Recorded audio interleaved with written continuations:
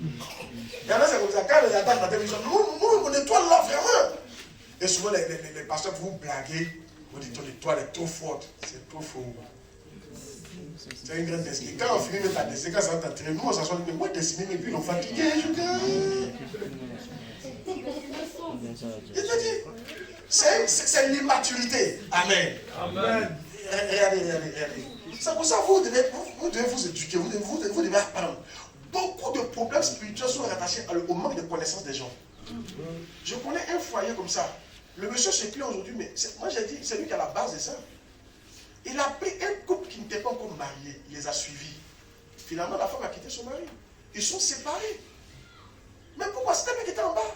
Tout ce qui l'intéressait, c'est de dire que c'est sorcier qui vous attaque, c'est génie qui vous attaque. Il n'a pas compris. Moi, quand j'ai pris le couple, j'ai su que, il a dit, ma fille, tu es sanguine et colérique. Ton mari, il est colérique et il est mélancolique. Voilà vos problèmes. Quand il a commencé à expliquer, papa, tu étais là-bas. Et ton mari se plaint ton nom. Il dit que tu es sale, non? Et tu vis. Allez, il est vivant. Il est trop propre. Il est trop à sa place. Toi aussi, voilà ce que tu aimes. Il n'aime pas ça, non? Il dit, oui, c'est pas sorcellerie. C'est comme ça il est. Toi aussi, tu es comme ça, tu es. On doit vous expliquer comment vous êtes. Et puis chacun va s'accepter. Elle dit, ok. Et il y a plein de foyers comme ça que j'ai réglés comme ça. Mais avant eux là, ils sont venus dire, non, c'est votre grand-mère qui est à la base de ça. Elle n'aime pas votre mariage. Et toi tu es là, grand-mère, le feu, le feu, le feu. La grand-mère sous le lendemain, parle avec ton mari. Ah! La grand-mère a sonné, et puis il y a un autre qui vient te dire, non, pas. La grand-mère là, tu mets cette prière là, cette petite prière, elle, c'est une reine-mère. La reine-mère, on ne dit pas comme ça, hein? Il faut me croire, je suis l'homme de Dieu. Et ça de quoi elle parle? Tu dois jeûner 3 jours secs. Tu fais un sacrifice de 300 000. On doit prier à minuit. Tu dis, ah bon? J'ai trouvé l'homme de Dieu. Et tu finis de jeûner, tu fais ton offrande. Bafou! Quand tu l'appelles, non, mais nous on a tout fait. Mais les choses de Dieu sont mystiques, hein? Il va t'emballer dans les trucs. Tout ça là, parce qu'il ne veut pas s'éduquer pour apprendre le problème qui est dans un foyer pour le régler. Moi j'ai vu trop de gens, j'ai réglé le problème avec juste des conseils. Aucune prière. Frère, c'est pas dans toutes tes maladies qu'on pique pour que tu sois guéri.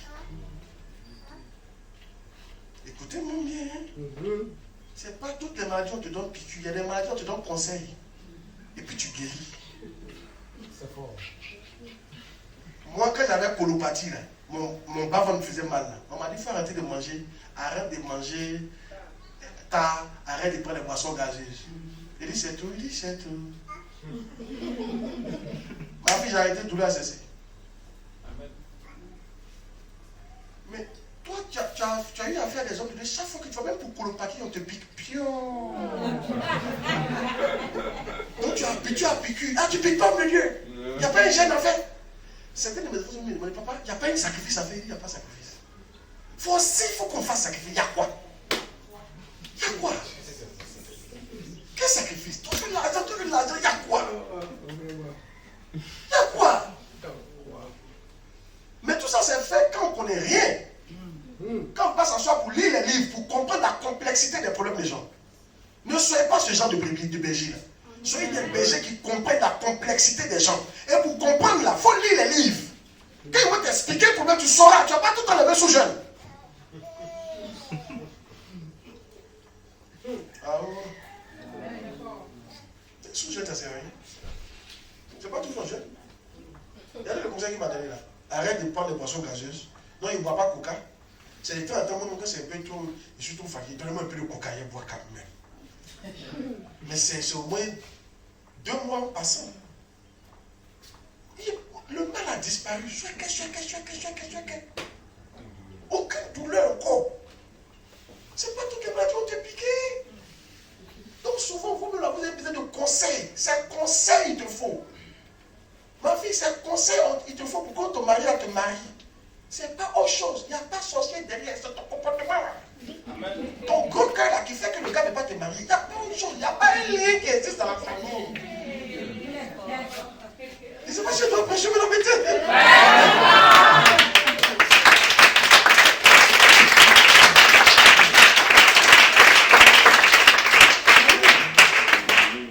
mon fils, pour toi, c'est pas lié, tu es paresseux, c'est tout. Tu es trop paresseux et tu ne peux jamais avoir l'argent. La Bible dit un peu de sommeil, un peu de dormir, la pauvreté te surprendra. La pauvreté, c'est un gars qui se promène. Mais il va chez qui? Il va chez les paresseux. Il a son bagage. Lui, il cherche les paresseux. Quelqu'un trouve, il trouve quelqu'un. Et puis il vient s'asseoir chez toi et puis il dépose son bagage. Il ne va jamais quitter. Il faut le chasser, oh. Il faut gêner, oh. Il n'a qu'à rester là. C'est mon médicament qui est là. Mon seul médicament, tu vas travailler dur. Il ne faut pas que tu vas travailler dur. Il faut rester. Je suis là. Mais c'est la vérité. Ah oui. Et ça veut dire que si vous avez fièvre typhoïde, les gros comme. Si vous avez une maladie, si vous avez palu, et puis on vous donne le médicament de fièvre typhoïde. Palu est calé. C'est la vie, mais on ne dirait pas que c'est pas lui. On ne dirait pas que tu as pris le médicament. Palu est assis, puis il chante. Tu avales les médicaments sur ma puis ça passe à côté de pied. Il ne sait pas c'est quoi tu es avalé comme ça. Il grossit seulement. Va te tuer pour mater. Afin de pauvreté là, la plus 95% de vos problèmes de pauvreté, c'est la paresse. Écoutez-moi bien. La paresse, vous êtes des paresseux. Vous ne travaillez pas dur. Vous ne savez pas travailler dur. Un peu tu es fatigué, tu aimes te reposer et puis tu aimes faire de façon. Non, dis-moi. Souvent je regarde. Je demande aux gens, mais pourquoi après les fêtes là, on a diminué au nombre. On dit ils ont voyagé. Vous allez fêter. Ils sont restés là-bas. Ils travaillent. Et puis ils sont partis fêter, et puis ils sont restés là-bas. Ils vont venir quand ils veulent. Tu n'as pas fait ton boulot. On est trop paresseux. Petite fête, on prend congé. Anniversaire, on prend congé. Toujours ils prennent des permissions à vos patrons. Souvent vos patrons ne peuvent pas vous dire non, mais ils vous chassent. Tu es paresseux, tu n'aimes pas travailler. Travailler dur là, tu n'aimes pas ça. Quand tu travailles dur, tu dois te reposer. Tu dois les fêter un peu. Et c'est dans l'habitude des Ivoiriens. Les Ivoiriens aiment s'amuser. Et c'est ça qui nous a pris là. On est primé d'amusement. Il y a des Camerounais qui nous ont réussi. C'est amusement seulement, on est fort dans ça. Mais pour travailler dur, on n'est pas prêt à travailler dur. Mais c'est vrai. C'est vrai. As-tu je te fait quand non? Djati a fait quand la semaine passée? 3 jours. Les gens que vous voyez élevés dans le ministère là, ils travaillent en bas très dur. Mais ceux qui sont là, il n'y a rien, ils ne font rien. Tu vois, toute la semaine, ils dorment, ils se promènent souvent ses amis, et puis dimanche, ils viennent prêcher. Comment l'équipe va grandir? Mais parce que le travail, c'est difficile. Depuis qu'ils parlent souvent, c'est facile. Et puis, ça va, c'est quoi tu vas parler? Il y a du travail. Si tu ne travailles pas, comment tu vas t'en sortir? C'est la pauvreté qui fait que tu es là. Non, il y a de quoi la question. Tu travailles combien de temps? Dis-moi la vérité. Un homme normal doit travailler au moins 8 heures par jour. 8 heures. Tu travailles combien de temps? 2 heures, tu es fatigué. 2 heures, tu es fatigué. Tu aimes te reposer. Tu aimes fête. Funérailles. Funérailles de ton cousin, tu n'as pas de permission pour partir. Le cousin. Quand il y a des funérailles, mon oncle est décédé ici. Il n'a même pas mis mes pieds avant, il a envoyé ma cotisation. Et tu parles de quoi même? Nous, on est trop nombreux. Ce n'est pas mon absence qui a fait que l'on va enterrer monsieur. Et c'est quoi ce que ça dit? C'est toi, tu as chargé ça comme ça. Tu demandes permission partout. Tu demandes permission à ton pasteur. Le département va tomber à côté de toi. Tu demandes permission à ton patron. À côté de toi. Un patron qui ne peut pas te voir à tout moment, il va te remplacer. Et quand tu n'as pas de travail, tu finis par être pauvre. Vrai ou faux? Petit chantier à ta donné, tu traînes sur chantier. Là. Moi, j'ai envoyé mes enfants dans mon chantier là-bas. Maçonnerie. Ils ne les payent pas. Bon, c'est pas. Ils n'ont pas pris l'argent, ils ont pris, ils vont me donner, il faut me donner quelque chose. Et on donne. Ils prennent le temps. Parce qu'on leur donne à manger. Chaque jour. Donc il faut petit. Petit. Ils ont un foyer comme ça. faut dire à quelqu'un qui ne connaît pas papa. Tu me dis à partir de maintenant.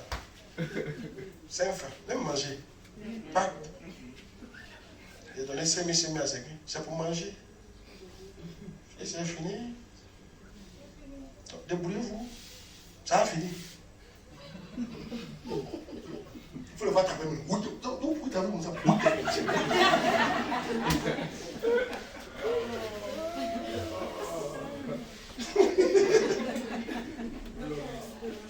Alléluia. Mais en cas, c'est bien arrêté. On est des paresseux. Et c'est faux. C'est faux, paresseux. Du nord au sud, on passe par l'est et l'ouest. Ton corps ne veut pas s'élever à 5 heures du matin, tu dis mon corps. C'est moi qui te commande, tu vas te réveiller. Tu le réveilles. Au fur et à mesure, il va s'habituer. Quand Dieu va voir que tu es quelqu'un de courageux, Dieu va te confier des choses plus grandes. Ah, je ne sais pas si il y a des choses qui vont pousser. Tu as vu ça là? C'est pas Rigo, Vaya, sorcellerie, esprit de pauvreté. Répète après moi. Toi, esprit de pauvreté. Toi qui m'empêches de voir la gloire de Dieu. Toi qui m'as pris depuis mon arrière-père, mon grand-père, ma maman, aujourd'hui, je me lève contre toi. Esprit de pauvreté. Je ne peux pas t'accepter. Toi, c'est ton sors. Je te lis, je te casse, je te lis, je te casse. On y va, on y va, on y va.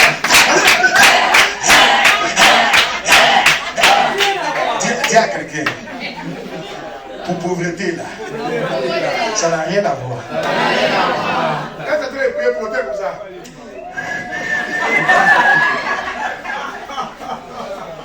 ça ne concerne même pas ça.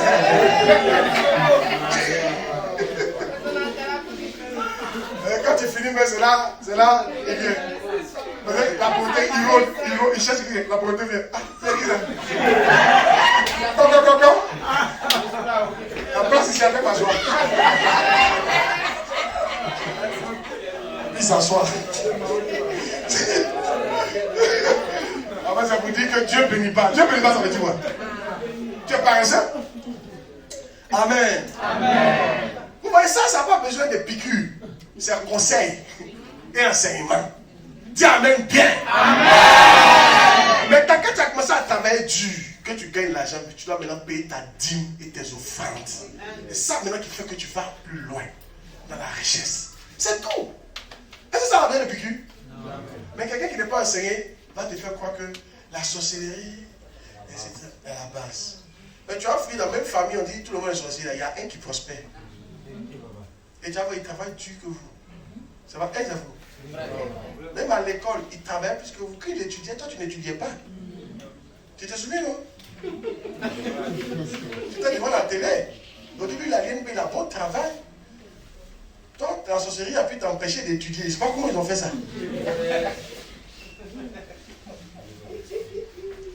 Que tout esprit de paresse nous quitte au nom de Jésus.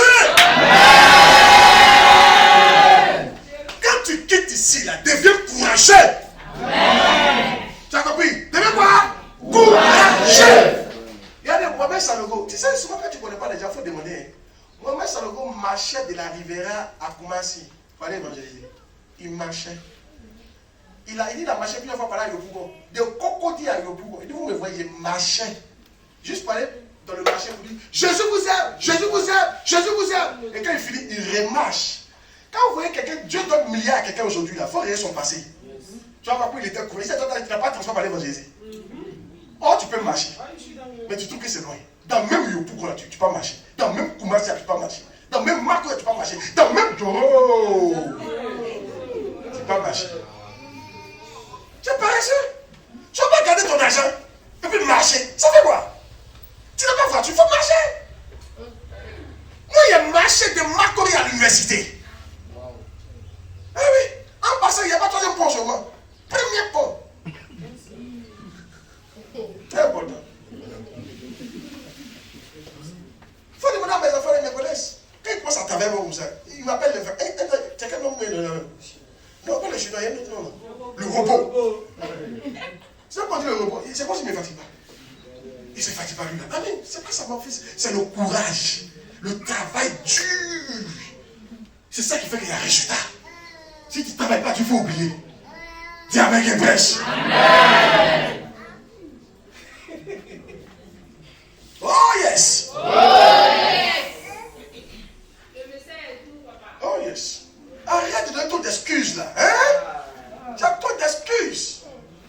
Moi, est-ce que moi, il peut me marcher? Demandez à mon fils, c'est lui qui me coiffe. Bien. En fait, moi, Dieu m'a donné la grâce, il sait faire les gens. Tu vas voir comment il fait les gens. Un jour, tu m'appelais pour dire qu'il n'y avait pas de transport. Tu étais où? J'étais à Benjamin. C'est lui qui me coiffe tous les samedis. Un jour, il n'est pas venu, il a dit c'est la dernière fois. Tu reviens, tu loupes un samedi, tu ne me coiffes plus. Parce que tu dois me coiffer pour que dimanche, je sois bien coiffé. Par exemple, on doit me filmer. Yes. Non, il ne faut pas venir gâter mon travail.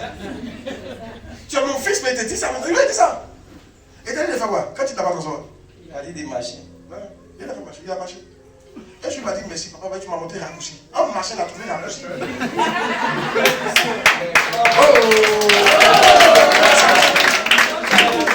C'est pas fini. S'il est malin même là, son petit agent, je lui dis, il va garder, il va marcher. Tu es jeune, tu n'as pas besoin de tu marches. Je ne vous comprends pas. Quand tu es petit agent, tu vas tout mettre dans le taxi. Il pensait qu'il lui dit, fais arriver payer. Il ne me connaît pas. Dis à qui arriver quoi? Dis à oui. Moi, un jeune homme comme ça, tu n'es pas vieille, plein de vie. Où il est là, il peut marcher, voilà, arriver à 2 pour chercher femme, il pourrait faire ça avant. Mon fils, c'est faux ou bien c'est vrai? C'est vrai. Tu peux même marcher pour aller pour jouer un ballon.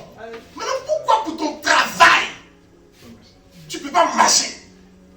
Tu donnes des excuses. Par exemple, ton pasteur. Ah, moi, je ne connais pas ça. Ah, non. Demandez un jour, il y a prié ici le mardi. Les pleins temps, ils font prier ici le mardi. Les gars ne viennent pas souvent, il y a un là toujours. Il y a un embouteillage. Il y a un embouteillage. Il dit, ok. Quand la fin du mois est arrivée, chaque jour fait 5 000. Il a manqué 4 jours, il a 20 000. Que l'on paye, il ne peut pas payer. Dès jour, tu es venu en retard. C'est 5 000 j'ai enlevé chaque jour. Le mois qui a suivi, il est premier. Et c'est lui-même qui fait. Il fait liste des absents. Il me dit, papa, telle personne est arrivée 8 minutes après. Telle personne est arrivée 9 minutes après. Telle personne est arrivée 10 minutes après. Ils vont lire l'heure. Ils vont lire l'heure. Il a passé par là. Ah, donc tu peux faire ça? C'est la paresse. Quel embouteillage? Pourquoi tu n'es pas à 4h du matin? Pourquoi tu ne t'es pas à 4h du matin? Sachant qu'il y a un embouteillage à 9h. Lève-toi à 4h du matin. Tu prends ton bac, tu peux même venir dormir ici. Vous n'êtes pas prêt à faire les sacrifices qu'il faut pour que votre travail avance. Vous avez trop d'excuses. Et les excuses, là, c'est la paresse. Tu veux dormir plus. Tu le réveiller à l'heure que tu veux. Et c'est faux. C'est à cause de lui aussi vit. C'est l'esprit de pauvreté. Mais quand tu le vois même, on n'a pas besoin de te dire. Quand tu le vois même, tu sais son décalage, tu sais que lui, c'est pas un bon esprit. Oh. Il y a des esprits là, s'ils viennent chez toi, tu sais que ça s'appelle un bon esprit. Tu n'as même pas besoin que papa interprète ça pour toi. Si tu as fait tout à l'heure, il marche comme ça, puis viens, si dans ta maison, tout ça, on regarde ta télé, tu dis, oh, chérie, lève-toi, parle un peu avant, il y a quelque chose qui va pas. Les coups, ça pour là, si, là. Que Dieu soit béni. Amen. Moi, je ne comprends pas les excuses. Non. Demandez à mes enfants. Je ne comprends pas les excuses. Et chaque fois qu'il a fait ça, il faut sortir le résultat. Un jour, il m'a vu m'appeler. C'était à 2 jours d'un camp. Papa, vraiment, on a cherché le tricot, on n'a pas vu là. Elle doit faire mes tricots là. Il a dit, ça veut dire quoi? C'était ma première réponse. Ça veut dire quoi? Et dans tout Abidjan, débrouillez-vous. Je vais mettre. Puis il a raccroché. Hein? Bam, bam. Le lendemain, voilà tricot. Donc c'est des paresseux. Ils pourraient chercher ailleurs. Chaque fois qu'ils ont l'habitude de prendre et n'en pas, donc on ne fait plus effort. On partit informer papa qu'on ne peut pas. C'est pas comme ça que vous faites. Que vous n'avez pas cherché, bouger, grouiller, se battre. arrives chez une bébé, elle te dit, ah ok, quand vous allez à l'église, d'accord. D'accord. Ok. Bah, à plus. C'est quoi ça? Tu vas pas t'asseoir la bébé, lui demander pourquoi. La convaincre. Laver ses habits. L'encourager, faire ce qu'il faut faire pour qu'elle vienne. C'est le même comportement que vous n'avez pas forcé les choses. Les parachutes n'aiment pas forcer les choses. Parachutes n'aiment pas forcer, hein? Eh, c'est faux, mon fils. Parachutes ne force pas. Mais le courageux, il faut le voir forcer. Vous avez vu, truc de ballon qu'on a joué, ça doit vous servir. Donc les enfants là pourraient jouer ballon comme ça. Donc c'est que donc les gars s'amusaient nous vraiment. Non. Première étape d'abord, les gars jouaient nous. Si les gars levaient le pied, bravo. Ils ne forçaient pas, ils faisaient malin. Mais quand ils ont appris qu'on a cassé le bus, et puis ils ont appris qu'on s'en chez caissier, on frappait sa maman. On frappait les parents, ils ont appris. Ça commence à faire là. On va vous frapper si vous allez voir qu'on se peut payer les gens. Mais vous les voir maintenant. Donc c'est quoi les gars peuvent jouer ballon? C'est comme ça qu'ils peuvent se tuer, lutter, se battre. Donc les gars jouent au paresseux. Souvent la qualité en toi. Mais tu n'as pas envie de forcer, c'est tout. Si tu forces, tu vas voir ce qui va se dire en toi. C'est à il faut forcer.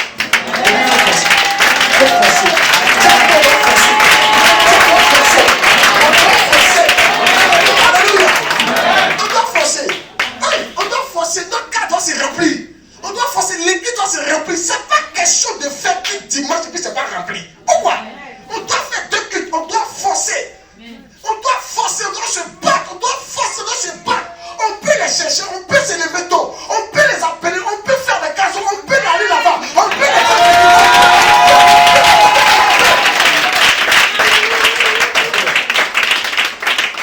Dieu vous bénisse. Amen. Amen.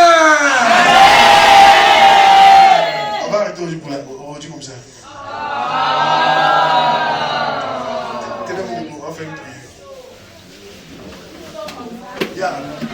Finalement, les brebis se reposent quand ils n'ont pas faim. Quand ils n'ont pas quoi? Faim. Comment on nourrit une brebis? Par la parole de Dieu. Tu as bien été enseigné, tu es content, non? Tu es rassasié, non? Ah, tu es content, là? C'est comme ça que vous devez nourrir les enfants là. Nourrissez vos brebis, vous avez compris? Ne les laissez pas comme ça. Lisez la Bible, allez les nourrir. Vous n'avez pas besoin de content. Amen. Rassemblez-les, nourrissez-les, revenez la visite, nourrissez-les, faites cellule, nourrissez-les. Et ensuite, priez avec eux, vous allez voir comment ils seront contents. Et vous allez voir comment Dieu va vous bénir pour ça. Vous allez bénir au nom de Jésus-Christ. Dis Seigneur, aide-moi à avoir une relation intime avec toi. Et aide-moi à prendre soin des brebis dans la bergerie. Prie le Seigneur, prie le Seigneur.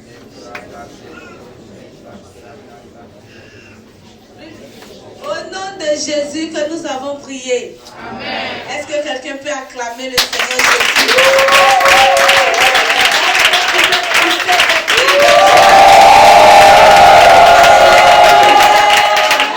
Dis à ton voisin, dis voisin. Après un tel enseignement, mon anakazo va doubler. Demain, mon cas va remplir. Mon église va remplir. Au nom de Jésus. Acclame le Seigneur parce que tu vas remplir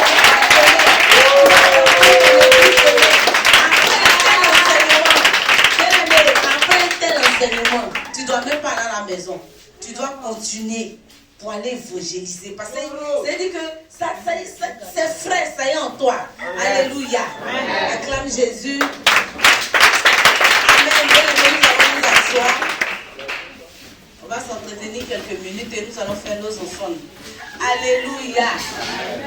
Qui a été béni par ce puissant enseignement. Qui est content. Tu as vu comment c'est chic? La prochaine fois, on peut pas courir derrière toi. Donc, il faut aller dire à tes frères qui sont restés là-bas, il faut dire que tu as raté quelque chose. Alléluia. Amen. Amen.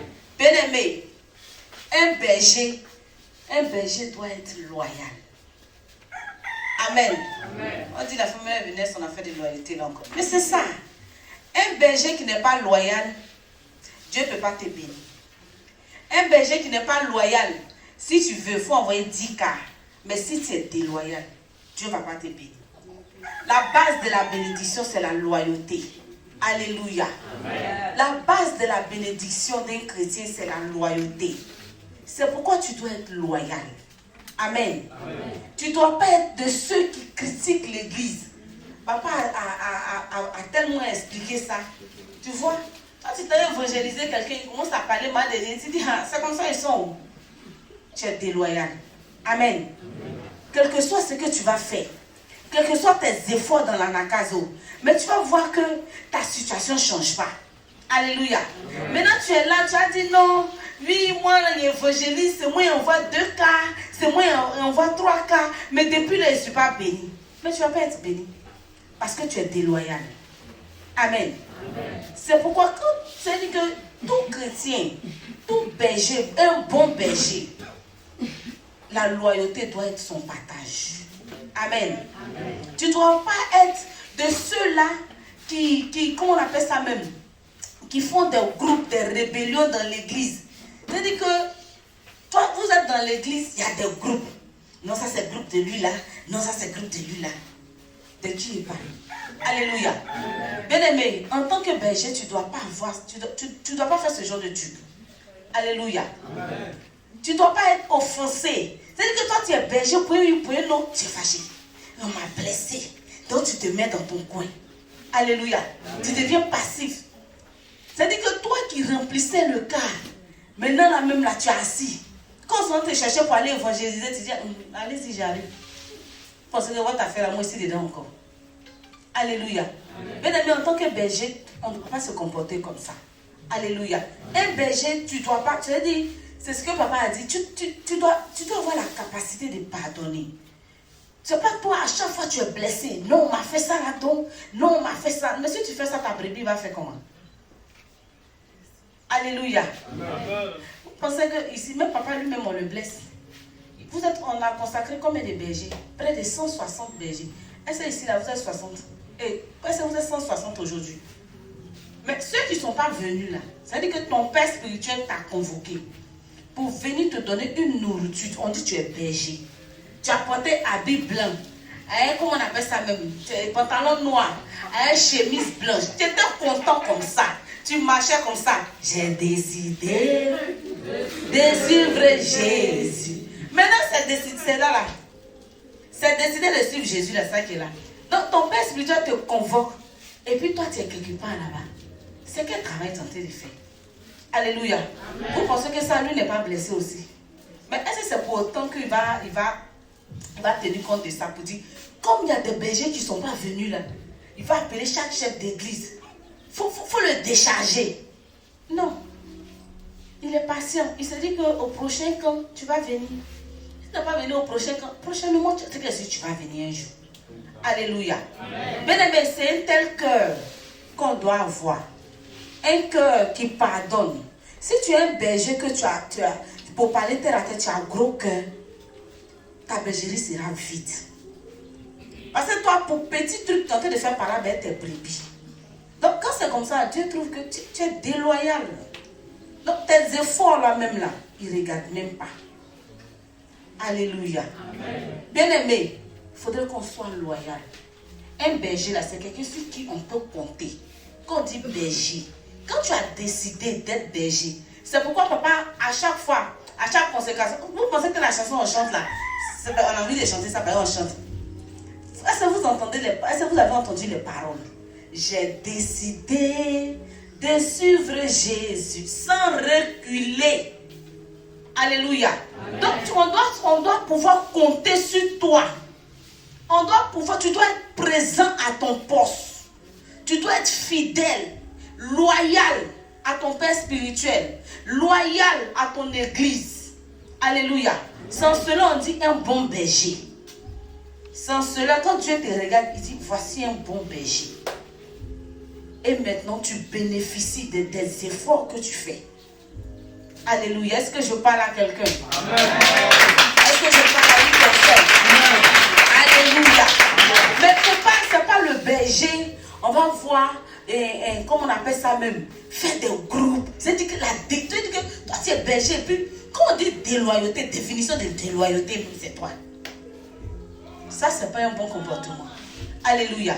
C'est que papa disait tout à l'heure. Moi, j'ai une de mes brebis, après la consécration, qui a été frustrée par quelqu'un. Elle est venue me voir. Ah, maman, voilà, à partir d'aujourd'hui, je ne sais plus dans ce département parce qu'on m'a humilié, on m'a ceci, on m'a cela, je ne sais plus dans ce département. Le habit, la meilleure, elle est déposée. Et elle a écouté. Quand elle a fini de me parler, elle dit, ma fille, on vient de te consacrer. Elle dit, oui. Je lui ai dit que, et ici, là, moi-même, tu me connais. Quand on était à l'église de santé, là, voilà mon fils ici, il est témoin. Quand il sentait distribuer quelque chose, la pression que j'ai, c'est-à-dire que quand tu viens t'arrêter devant moi, parole pas, mais elle te dit, elle t'a dit ça, c'est maman, elle m'a parlé, hein. C'est-à-dire que quand tu as une pression, tu es sous pression, tu veux tellement que les choses soient bien faites, parfois, tu peux dire des choses. Donc, c'est vraiment que la responsable, elle était sous pression. Parce qu'il y a combien de bergers, combien de ministres bergers, les parents qui sont venus soutenir, il faut installer les gens, il faut faire ci. Laisse tomber. Et puis tu sais Dieu, tu ne sais pas Dieu pour un homme, tu sais Dieu pour toi. Ça l'a apaisé. Jusqu'aujourd'hui, elle sait dans le département. Mais si c'était toi, il fallait déposer leur habit là. Il ne faut plus porter leur habit là même. C'est pas si tu portes leur habit là même, elle t'a vu en foutaise même. Quand Dieu voit ça, il dit ça c'est quel berger ça? Ça c'est un berger déloyal.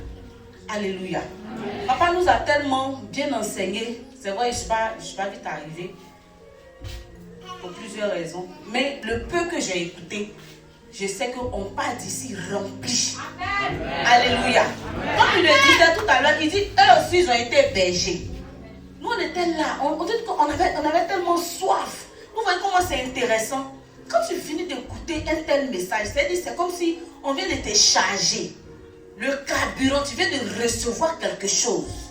Alléluia. Amen. Bien-aimé, il faudrait qu'on soit vraiment loyal. Dans nos églises, dans les annexes, ton pasteur doit pouvoir compter sur toi.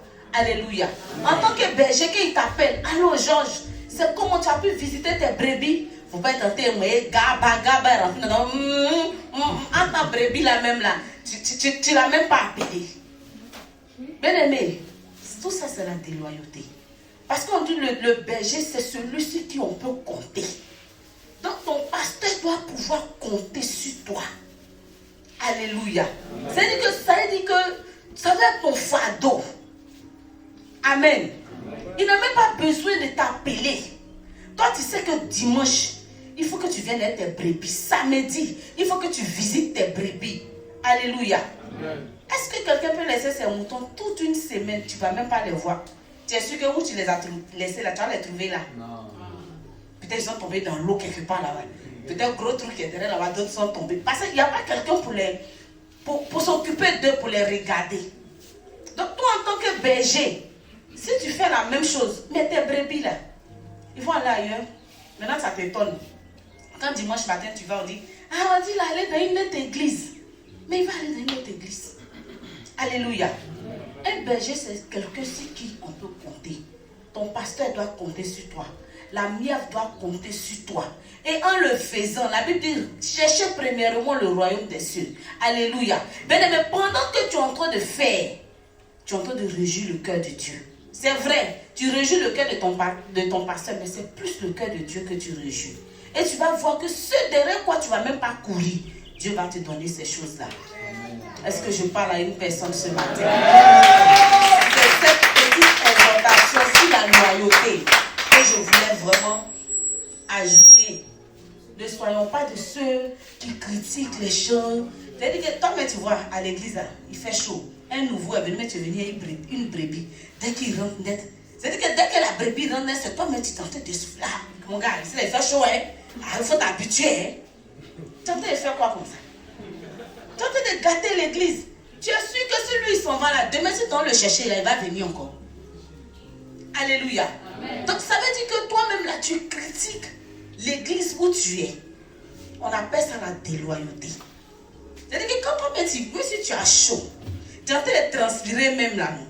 Et puis tu lui montres que, en tout cas, c'est une très bonne église. Hein. C'est toi-même tu dois faire les éloges de ton église. Quand Dieu voit ça, il dit, voici quelqu'un de loyal. Voici quelqu'un sur qui on peut vraiment compter. Alléluia. Cette année 2024, toi, berger de la Miave, pardon. C'est pas habit blanc sur moi, habit et pantalon noir, mais jupe noire sur moi. Et puis c'était joli comme ça, tu as mis coiffe. Et puis on a fait photo, c'était chic. Mais souviens-toi de cette chanson. J'ai décidé de suivre Jésus.